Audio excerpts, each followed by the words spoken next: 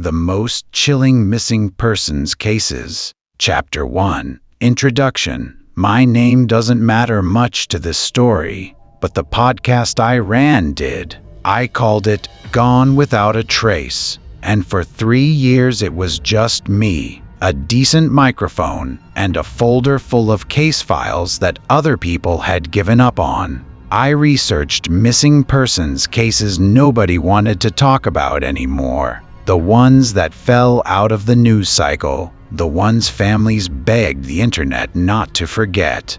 I worked out of a converted garage behind my rental house in a small town called Millbrook, the kind of place with one traffic light and a diner that closed at 8. I liked it there, quiet enough to think, close enough to civilization that I didn't feel like I'd fallen off the earth. That autumn, I'd been digging into a case that had been cold for 11 years. A woman named Rosalind Kae had vanished from a farmhouse 40 minutes outside town, and nobody, not the police, not her family, not the 2 amateur investigators who'd tried before me, had ever figured out what happened to her. No body, no note. Her coffee had still been warm on the counter when her sister found the house empty. I'd requested the case files through a records request that took months to clear. And when the manila envelope finally showed up in my mailbox, I remember feeling this small, stupid thrill. Like Christmas morning for people who liked sad things. I spread the photographs across my desk. That first night, Rosalind's smiling face from a company picnic, the farmhouse exterior, the kitchen where her coffee had gone cold. Normal stuff, the kind of images that shouldn't have made the hair on my arms stand up, but they did. I told myself it was exhaustion. I'd been averaging 4 hours of sleep for a week, chasing down leads on a different episode, and my brain was just doing what tired brains do, finding patterns that weren't there, dread that had no source. Still, something about the farmhouse photo bothered me. There was a window on the 2nd floor, half curtained, and in the dark gap between the curtain and the frame, there seemed to be something pale, a trick of light probably. I zoomed in until the image dissolved into meaningless pixels and told myself that's exactly what it was. That night I slept with the desk lamp on. I hadn't done that since I was a kid. The next morning, sunlight fixed everything the way it always does. I made coffee, fed my cat, Mothman, yes, that's really his name, and sat back down at my desk feeling embarrassed at myself. I was a grown woman who researched horrifying things for a living. I couldn't afford to be spooked by a blurry photograph. I called Rosalind's sister, Denise, to set up an interview. She answered on the 2nd ring, her voice thin and careful, like she'd learned to brace herself every time the phone rang with an unfamiliar number. "You're the podcast lady," she said. "Not a question." "I am. Thank you for talking with me. I know this can't be easy." There was a pause, long enough that I thought the call had dropped. Then she said something that lodged itself under my skin and stayed there for weeks. "Just so you know, people who look into Rosalind's case, they start having dreams.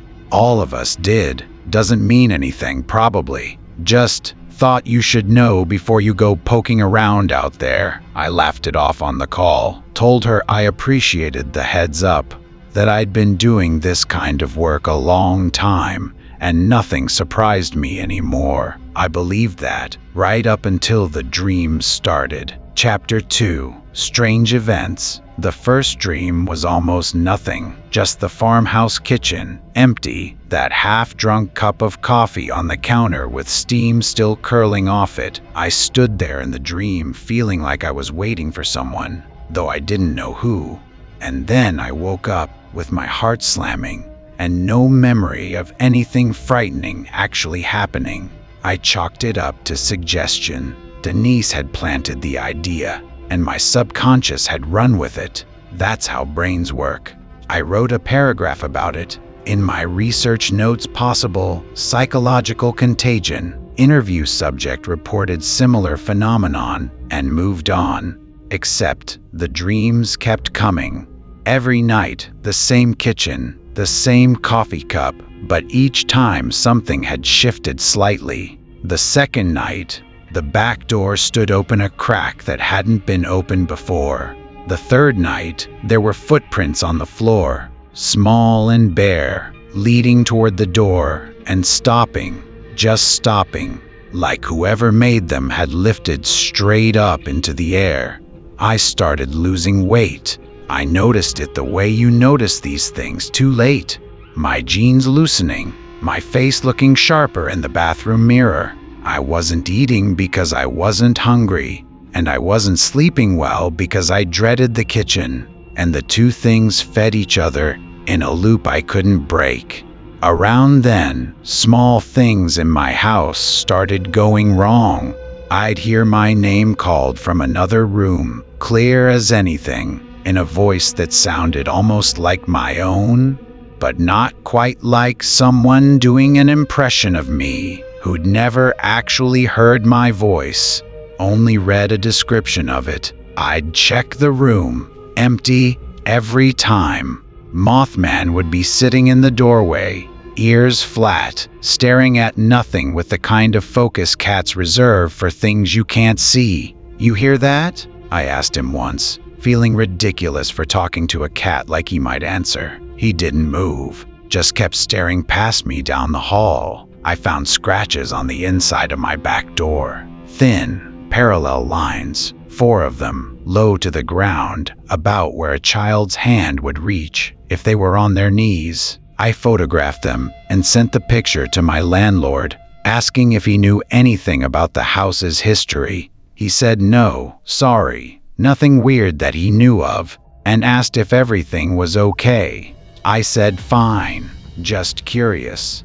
I didn't tell him about the crying, because that started too, a thin, distant crying, always at the edge of hearing, always coming from somewhere I couldn't locate. Sometimes I thought it came from outside, carried on wind that wasn't blowing. Sometimes I thought it came from inside the walls. I called my producer, Aiden, and tried to explain it without sounding unhinged. "I think the case is getting to me," I said. "I keep hearing things, dreaming things." "That happens," he said, easy, unbothered. "You've been buried in this stuff for months. Take a night off. Watch something dumb." "Yeah," I said, "you're probably right." But I didn't believe it. Not really. And neither of us said the thing we were both thinking, that Denise's warning had been oddly specific for something meant to be dismissed. Just so you know, people who look into Rosalind's case, they start having dreams. I drove out to the farmhouse the following Tuesday. I told myself it was for research B-roll footage, some establishing shots for the episode. Really, I think I needed to see the place with my own eyes, to prove to myself it was just an empty house, and nothing more. It sat back from the road, behind a stand of dead trees, paint peeling in long gray strips, windows dark even at 2 in the afternoon. Nobody had lived there in 11 years. The grass had grown wild and gone yellow, and the porch steps sagged in the middle like something heavy had stood on them too many times. I parked at the end of the driveway and just looked at it for a while. Engine off, hands on the wheel. The upstairs window, the one from the photograph, the one with the pale shape behind the curtain, was open. Not much, just a few inches, enough for the curtain to move slightly in a breeze I couldn't feel from where I sat. I didn't get out of the car that day. I told myself the light was bad for filming. That was a lie, and some part of me knew it, even as I pulled back onto the road, hands shaking on the wheel, refusing to look in the rearview mirror at the house shrinking behind me. Chapter 3. Darkness Grows. One went back 3 days later. I brought a flashlight, a voice recorder, and Aiden, who'd finally agreed the case might make for good audio if we could get some ambient sound from inside the house. "You look tired," he said when he picked me up, and I said thanks. That's exactly what a woman wants to hear. And we both laughed a little too hard at the joke to cover how true it was. The front door wasn't locked. Nobody had bothered, I guess. 11 years being enough time for a county to stop caring about an empty farmhouse with no living owner. It swung open with a groan that felt almost theatrical, like the house knew we were listening and wanted to give us something good for the recording. Inside smelled like dust and mildew, and something underneath that, something Swedish and wrong that I couldn't place until Aiden said it out loud. "Smells like the back of a butcher shop," he said, and I wished he hadn't, because once he said it, I couldn't smell anything else. The kitchen looked exactly like my dreams. That's the part I still can't explain away. Still can't file under coincidence or suggestion or an overactive imagination. The counter where the mug had sat, the back door, even the angle of the afternoon light coming through the window matched what I'd seen behind my closed eyes a dozen nights running. "You okay?" Aiden asked. I realized I'd stopped walking, stopped breathing almost, just standing in the doorway staring at a bare stretch of countertop like it might materialize a coffee cup if I looked at it long enough. "Fine," I said. "Let's just get the sound and go." We recorded for 20 minutes. Floorboards creaking, wind through broken glass upstairs, nothing that couldn't be explained by an old, empty house settling into itself. Then the recorder picked up something else.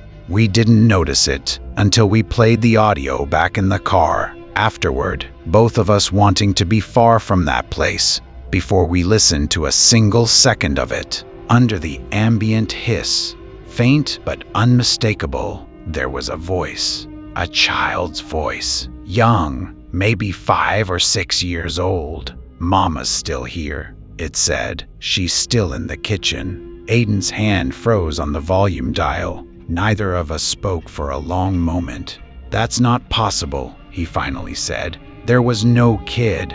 There was no kid in that house. There wasn't a kid with us," I said, my voice sounding strange to my own ears, thin and far away. "I don't know what was in that house." We played it 3 more times, and each time it sounded a little clearer, a little closer to the microphone, as if whoever spoke it had been standing right beside us the whole time, and we simply hadn't turned our heads far enough to see. That night, I couldn't sleep at all. Every time I closed my eyes, I saw the kitchen. And now, in the dream version, there was a small shape crouched in the corner by the back door, facing away from me. And I understood with total dream logic certainty that if it turned around, I would not survive seeing its face. I woke myself up before it turned. The next morning, I dug deeper into Rosalind's file than I had before, looking for anything about a child. There was nothing in the official record. No kids listed, no reports of a child living at the farmhouse. Rosalind herself had been 34 when she vanished, unmarried, no children on record. But something nagged at me a line in an old interview transcript. A neighbor mentioning, almost in passing, that Rosalind used to babysit sometimes for extra money. The detective conducting the interview hadn't followed up on it. It was a throwaway detail in a stack of hundreds. I called Denise again. Did Rosalind ever babysit? Watch other people's kids? There was a silence on the line so long I thought she'd hung up. "Why are you asking me that?" she said finally, and her voice had changed. Gone was the careful, weary tone from our first call. Now she sounded frightened, genuinely frightened, in a way that made the hair on my arms rise all over again. "Denise, please. If there's something you haven't told anyone, don't go back to that house," she said. "Whatever you found, Whatever you heard, just stop. Please, for your own sake, stop looking." She hung up before I could ask anything else. Chapter 4. Terror. I didn't stop. I want to be honest about that, because it matters to what happened after I had every chance to walk away, and I didn't take it. Some combination of stubbornness and professional obsession kept me digging, kept me driving back out to that farmhouse, even as every rational part of my mind screamed that I should leave it alone. The scratches on my back door multiplied. 4 lines became 8, became a dozen, arranged now not just on the door, but on the frame around it, low to the ground, like something had been clawing its way steadily upward over days. I stopped sleeping with the lamp on and started sleeping with every light in the house on, which didn't help nearly as much as I'd hoped. The crying got louder. It stopped being distant and started sounding like it came from directly outside my bedroom window. A child sobbing in the dark, saying something I could almost make out, but never quite. One night I got up the courage to open the curtain and look. There was nothing there, just my backyard, moonlit and empty, the grass unnaturally still, but there were footprints in the frost on the glass. Small handprints, actually 2 of them, pressed flat against the outside of the window at a height that would have required whoever made them to be either very short or floating a few feet off the ground. I called Aiden that night, hysterical in a way I'd never let myself be with him before. "Something's in my house," I said, "or outside it. I don't know. I don't know what's happening to me. I'm coming over," he said. And he did. And for a while, having another person in the house made everything feel almost bearable. We sat in my living room with all the lights on, and I told him everything. The dreams, the crying, the handprints on the window, Denise's warning that had turned into something closer to a plea. He listened without interrupting, which I appreciated more than I could say. "There's something we're missing," he said finally. "A babysitting job that never made it into any official file. A kid nobody talked about. What if—" He stopped himself, looking uncertain about voicing the thought. "Say it. What if the case was never just about Rosalind? What if there was a child in that house the day she disappeared, and nobody ever found them because nobody ever knew to look?" The lights flickered. Both of us went silent, staring up at the ceiling fixture as it dimmed, brightened, dimmed again, then steadied.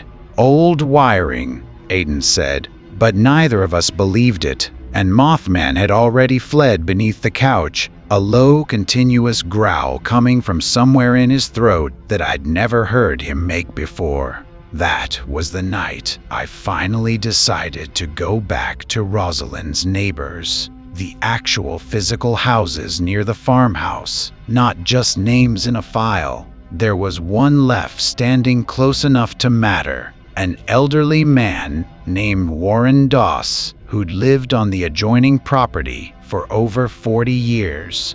He answered his door in a bathrobe, squinting at us with the particular suspicion of a man who doesn't get many visitors and doesn't want more. "You're asking about the Kae place," he said, before I'd even finished introducing myself. Figured somebody would eventually. Been 11 years. Guess I always knew. Knew what, Mr. Doss?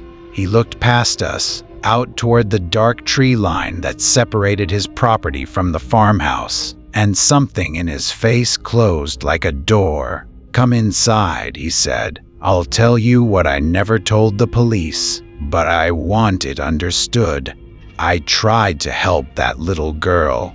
I want that understood clear." Chapter 5. The Truth. Warren Doss made us tea we didn't drink, and sat across from us in a kitchen that smelled like old coffee and older regret. His hands shook slightly around his own cup as he spoke, and I understood I was hearing something he'd carried alone for over a decade. Rosalind watched a little girl sometimes. Not officially. The mother worked nights at the plant over in Carver County, couldn't afford real childcare, and Rosalind had a soft spot, always did. Girl's name was Etta. Sweet little thing, 5 years old, maybe 6. There's no record of that anywhere, I said. No, there wouldn't be. Cash arrangement, nothing on paper. And when Rosalind went missing, that girl's mother panicked. Didn't want anyone knowing her daughter had been in that house. Thought she'd get in trouble for the arrangement, for leaving her kid with someone unofficial. She took Etta and left town within the week. Never came forward, never told police the child had been there that day. That day, I repeated. You mean Etta was there when Rosalind disappeared? Warren nodded slowly, and something in his eyes went distant, remembering. I was walking my dog past their property that morning. Heard screaming, not scared screaming, more like playing screaming at first. Then it changed. I heard the little girl crying, calling for Rosalind, over and over, and I went to check because it didn't sound right anymore. He stopped. His hands tightened around the mug. I found Etta alone in that kitchen. Just her. No Rosalind anywhere. The girl kept saying something happened to the floor, that Rosalind had gone down, she said. Gone down and wouldn't come back up. I thought it was a kid's imagination. I called the mother. The mother came and got her within the hour, made me swear not to tell anyone she'd been there. I was old, foolish, thought I was protecting a family. I never told police about the girl, never told them what she said. Gone down, I repeated, feeling something cold uncoil in my stomach. Mr. Doss, was there a cellar, a basement in that house? He looked at me with something like relief. The relief of finally being asked the right question after 11 years of nobody asking. There was. Old root cellar. Hadn't been used in years. Door hidden under a rug in the pantry. Police searched that house top to bottom and somehow missed it. Rug was thick. Door blended right into the floorboards. I only knew because Rosalind showed me once, years before, joked about hiding from tax collectors down there. You never told anyone, I said. It wasn't an accusation. I understood, in a way I hadn't expected to, the particular paralysis of guilt that keeps a person silent for over a decade. I was afraid, he said simply, afraid of what we'd find, afraid of what it would mean that a little girl saw whatever happened and I did nothing. He looked at me, eyes wet now, ancient grief finally surfacing. I think something's still down there. I think it never stopped waiting. Chapter 6. Final nightmare. The first went back to the farmhouse that same night. I know how that sounds. I know every horror story ever told would scream at me to wait for daylight, to bring police, to do anything except walk alone into a dark house with a decade-old secret buried beneath its pantry floor. But something in me understood, with a certainty I couldn't argue against, that this had to happen now, that whatever was waiting had been waiting specifically for this moment, for someone to finally come and look. Aiden wanted to come. I told him no. I don't fully know why. Some instinct that this was mine to finish, that I'd been called into it the moment I opened that manila envelope, and I couldn't drag anyone else deeper than I already had.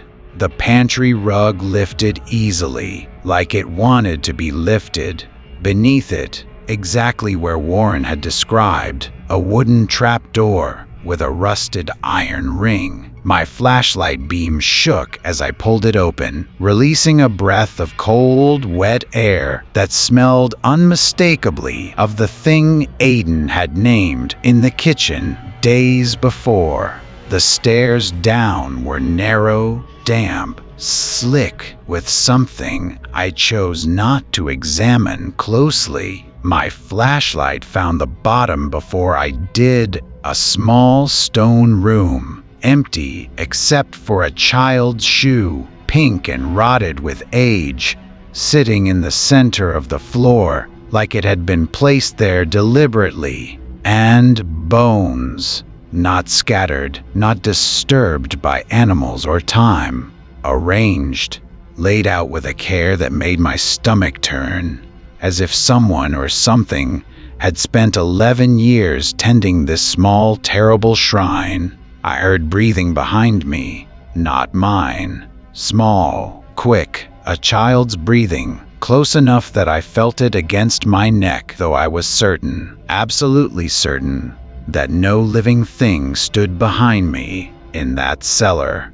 "Etta," I said, my voice barely a whisper, and the breathing stopped. The flashlight died. In the total dark, I heard the voice from the recording. Close now. So close. Right against my ear. "She's still in the kitchen," it said again. Patient, almost gentle. "Mama's still in the kitchen.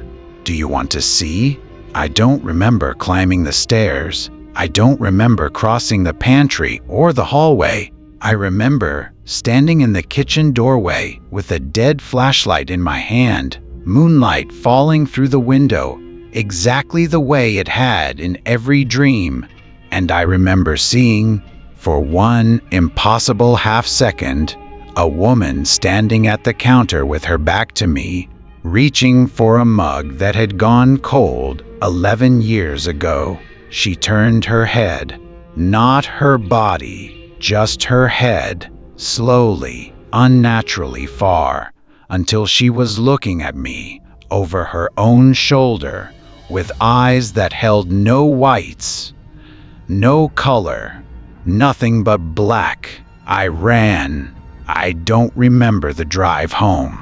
I remember Aiden's face when I showed up at his door at 3 in the morning, filthy and shaking and unable to speak for almost 20 minutes. The police found the remains 3 days later. After I finally gave a statement, I knew they wouldn't fully believe.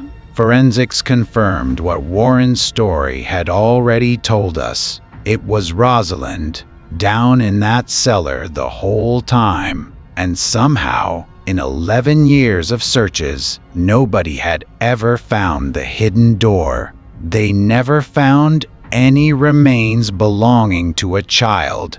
No trace. No evidence a girl named Etta had ever existed beyond Warren's memory, and an old, unrecorded arrangement between two women trying to make life work. I looked for her anyway. Public records, old school enrollments, anything. I found a woman with that name, that approximate age, living 3 states away, alive, married, with children of her own. When I finally worked up the courage to call her, she answered warily, the way people do with unfamiliar numbers. "I am sorry to bother you," I said. "I'm looking into an old case, and I wanted to ask, did you ever know a woman named Rosalind Kae?" There was a long silence. "I don't know anyone by that name," she said, and her voice had gone strange, distant, like she was speaking from somewhere far away and trying very hard not to remember something. "I'm sorry, I have to go." She hung up before I could say another word. I never finished that episode. I closed the file, deleted the recordings, and told my listeners the case had gone cold again. Unsolvable, the way so many are. That part, at least, was true. But some nights, when the house is quiet and I'm almost asleep, I still hear it, soft, patient, from somewhere just beyond the edge of the room. "Mama's still in the kitchen. Do you want to see?" And some nights, God help me, I almost say yes.